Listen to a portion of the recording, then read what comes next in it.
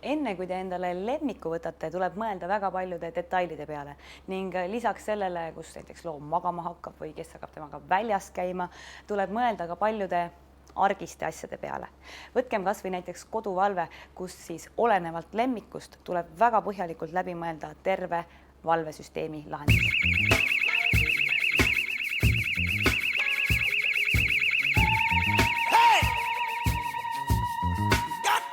No see, miks ma peaks valvesüsteemi endale paigaldama, see on, ma arvan, et lihtne, et turvalisem oleks. Aga kui ma nüüd esmakordselt hakkan valvesüsteemi valima endale, mida ma pean arvestama? Valvesüsteemi valikul tuleks tähelepanu pöörata sellele, nagu jutuks oli, kas teil tulevad koduloomad või nad juba on teil olemas. Et sellest sõltub, millised valvesüsteemi andurid teile tuleks paigaldada ja kuhu need tuleb paigaldada. Lisaks oleks oluline ka vaadata seda, et kui maja on ehitusjärgus, siis on võimalik paigaldada nii-öelda juhtmetega andurid.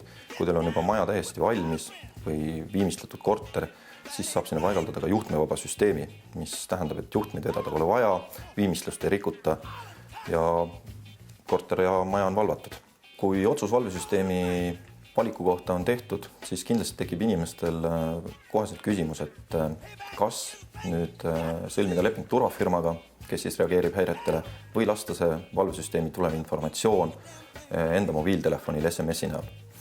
Et sealjuures tuleks kindlasti kaaluda inimestel seda, et kas nad on valmis keset päeva töö juurest häiretele ise reageerima. Ja sealjuures on ka see veel, et kui te reageerite ise koju, kas te olete valmis ka võib-olla vargaga silm silma vastu kohtuma. Sõlmides lepingu turvafirmaga, need mured lahenevad ära ja turvafirma 24 tundi ööpäevas kaitseb teie kodu.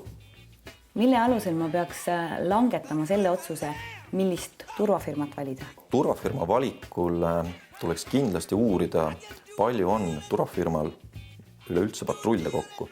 Kas need patrullid on ka teie kodupiirkonnas 24 tundi olemas või sõidavad nad ainult päevasel ajal sealt ühe korra läbi. Teine oluline asi on see, et turvafirmal võiks olemas olla toimiv klienditeenindus koos oma kliendihalduriga, et juhul, kui teil peaks tekkima mingisuguseid muresid, teil oleks kelle poole pöörduda. Ja väga oluline on ka see, et oleks olemas tehniline tugi. Ehk kui teil tekib mingisuguseid probleeme süsteemiga, et teil on kuhugi helistada ja tullakse kiiresti kohale ja parandatakse süsteem ära. Kas selle valvesüsteemi kasutamine on sinu jaoks kuidagi keeruline ka? Tegelikult ei ole.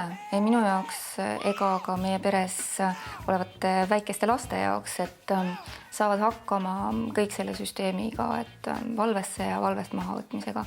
Aga ma leian, et kodu turvalisuse huvides, isegi siis, kui sul ei ole seda valvesüsteemi, peaksid ikkagi lähtuma elementaarsetest reeglitest. Et ära jätta ahvatlevaid asju ripakile, ära jätta uksi ja aknaid lahti, kui sa kodust ära lähed. Kõik see on selline atraktiivne kraam pikanäpumeestele ja pole ju mõtet neile tööd teha. Kui nüüd häire tekib, mis ma siis pean tegema? Kui häire tekib, siis hakkab tööle maja juures olev välisireen ja signaal läheb turvafirmasse. Kui te olete selle häire ise tekitanud, siis on võimalik see häire helistades juhtimiskeskusesse tühistada ja patrull kohale ei sõida. Kui te temast kodus ei ole, siis sõidab koheselt kohale patrullekipaaž, kes teie kodu üle vaatab, vajadusel teavitab teid, politseid, päästeametit ja jääb objekti valvama. Ja kas on olnud mingeid intsidente ka? Ebameeldivaid mitte, et pigem nagu positiivset sellist kogemust turvafirmaga, et kes on alati olemas, kui on vaja. Paar korda on juhtunud ka valehäiret, väga kiirelt on reageeritud. Napilt oleme jõudnud teatada, et meil ei ole nende teenust vaja, et ise lihtsalt eksisime. Mäletan, et kord öösel valvesüsteem ta ei hakanud küll tööle, aga elekter läks ära ja sellist ebameeldivat heli hakkas tegema ja kutsusime inimese kohale ja aitas meid ja pusis siin samal ajal kui lapsed ja mina kõrvaltoas magasime, nii et G4S peale võib küll alati loota, et nad tulevad ja aitavad ja on olemas. Valvesüsteem ei ole mitte ainult vargusi ennetav vahend, vaid ka aitab tuleohu puhul.